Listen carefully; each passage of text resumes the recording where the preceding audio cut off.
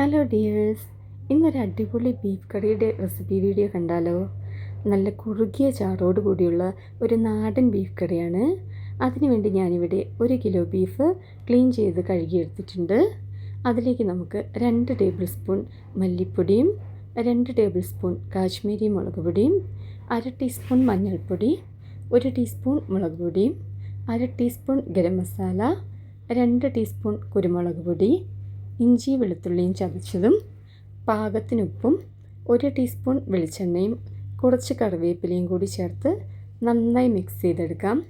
ഈ സമയത്ത് തന്നെ ഇതിലേക്ക് ഒരു സവോള കട്ട് ചെയ്തതും 1/2 ടീസ്പൂൺ പെരിഞ്ചീരകവും കൂടി ചേർത്ത് കൊടുക്കണേ.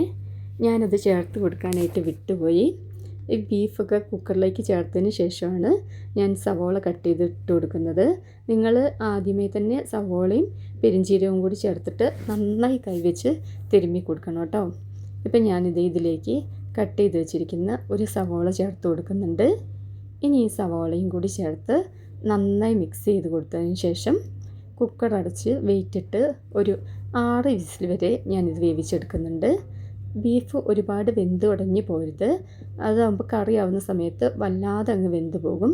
ഒരു 6 വിസിലടിച്ചാൽ മതി കേട്ടോ.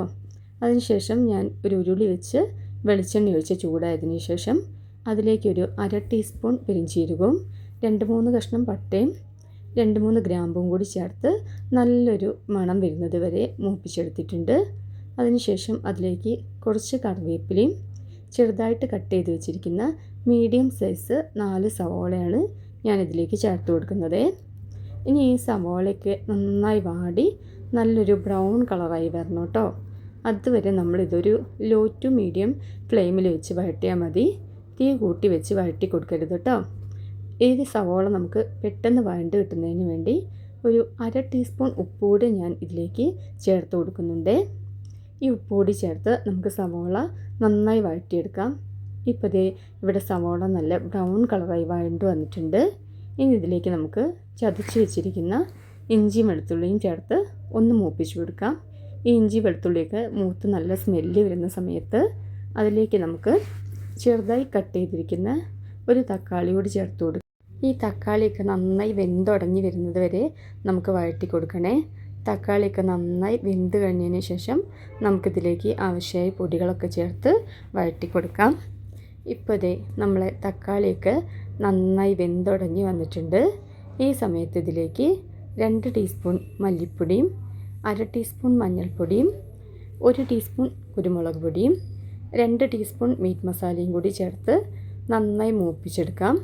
ഈ സമയത്ത് പൊടികൾ ചേർക്കുന്ന സമയത്ത് ലോ ഫ്ലെയിമിൽ വെക്കാൻ പാടുള്ളൂ കേട്ടോ. ഇനി നമുക്കിത് നന്നായി മൂപ്പിച്ചെടുക്കാം. ഇപ്പോൾ ഇവിടെ പൊടികളൊക്കെ നന്നായി മൂത്ത് വന്നിട്ടുണ്ട്. ഈ സമയത്ത് ഞാനിതിലേക്ക് 1 ഗ്ലാസ് തിളച്ച വെള്ളം ചേർത്ത് കൊടുക്കുന്നുണ്ട്. തിളച്ച വെള്ളം തന്നെ ചേർത്ത് കൊടുക്കണം, പച്ചവെള്ളം ചേർത്ത് കൊടുക്കരുതേ. അപ്പോൾ കറിയുടെ ടേസ്റ്റ് തന്നെ മാറിപ്പോവും. ഈ വെള്ളം കൂടി ചേർത്ത് നന്നായി ഒന്ന് എണ്ണ തെളിയുന്നത് വരെ വേവിച്ചെടുക്കാം. ഇപ്പോൾ എണ്ണയൊക്കെ നന്നായി തെളിഞ്ഞ് വന്ന സമയത്ത് ഈ വേവിച്ച് വെച്ചിരിക്കുന്ന ബീഫ് നമുക്കിതിലേക്ക് ചേർത്ത് കൊടുക്കാം. ബീഫ് ചേർത്തതിനൊപ്പം തന്നെ ഞാൻ ഒരു 1/2 ഗ്ലാസ് തിളച്ച വെള്ളം കൂടി ഒഴിച്ചു കൊടുത്തായിരുന്നു കേട്ടോ.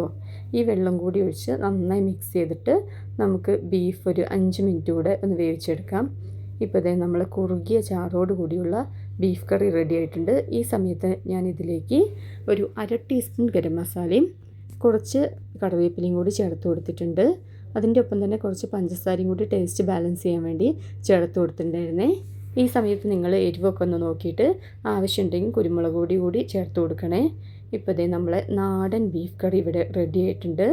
നിങ്ങൾക്ക് ഈ റെസിപ്പി ഇഷ്ടപ്പെട്ടെങ്കിൽ ഒന്ന് ട്രൈ ചെയ്ത് നോക്കിയിട്ട് കമൻറ്റ് ചെയ്യണേ. എൻ്റെ ചാനൽ ആദ്യമായിട്ടാണ് നിങ്ങൾ കാണുന്നതെങ്കിൽ ഒന്ന് സബ്സ്ക്രൈബ് ചെയ്യണം കേട്ടോ.